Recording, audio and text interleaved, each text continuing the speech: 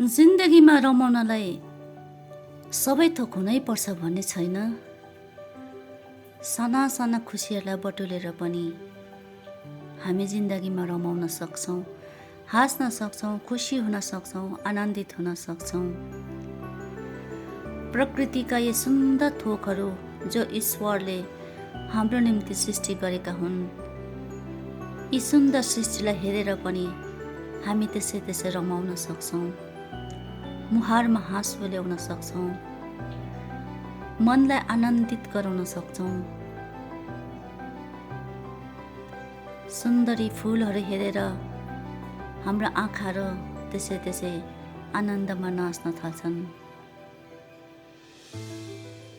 ईश्वरले सुन्दरी सृष्टि त्यसै सृजिएका होइनन्, हामीलाई खुसी दिनलाई, हाम्रो मनमा रमाहाट भर्नलाई, हाम्रो जीवनमा उल्लास भर्नको निम्ति यी सृष्टि गरेका हुन्।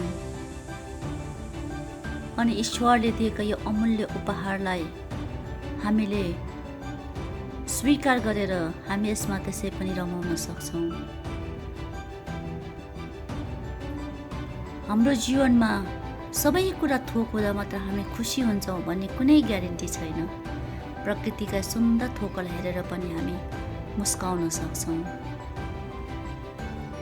साथी हो, फेरि पनि अर्को भिडियोमा यसरी नै भेट्यौँ है। हुन्छ, बाई बाई, टेक केयर।